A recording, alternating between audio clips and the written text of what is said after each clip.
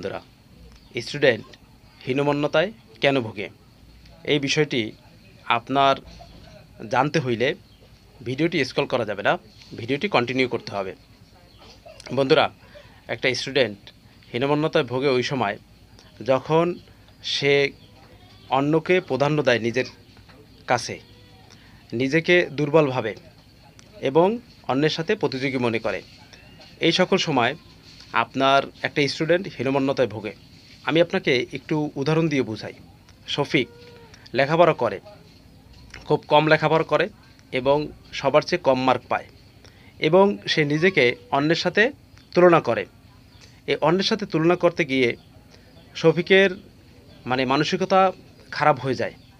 সে লেখাপড়ায় মন বসাইতে পারে না এবং যার সাথে সে তুলনা করছে নিজেকে, তার চেয়ে সে বেশি মার্ক অর্জন করতে পারে না। অর্জন করতে না পারার কারণে তার ভিতরে কয়েকটা চিন্তা চলে আসে। এক, আমি পারবো না, আমার দ্বারা হবে না, আমি শেষ হয়ে গেছি। এই কথাগুলো যখন তার ভিতরে ঘুরপাক খায় বন্ধুরা, তখন সে আপনার হীনমন্যতায় ভোগে। সে পড়ালেখার ভিতরে সে নিজে শেখার চাইতে অন্যকে প্রাধান্য দেয় বেশি, এবং অন্যকে প্রাধান্য দিয়ে সে নিজের লেখাপড়াটা করে না, না করে সে সবসময় টেনশন করে। এই টেনশন করার কারণে কিন্তু সে হীনমন্যতায় ভুগতে থাকে। আপনাকে এই কাজগুলো এড়াই চলতে হবে।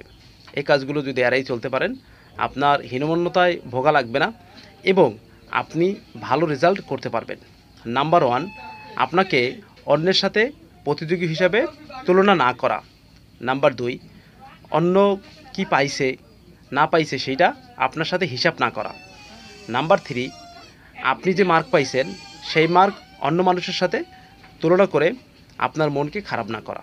আপনি যদি এই কাজগুলো করতে পারেন, তাহলে আপনার কিন্তু এই দুশ্চিন্তা থাকবে না, আপনার হীনমন্যতায় ভোগা লাগবে না, এবং আপনি কিন্তু ভালো করতে পারবেন।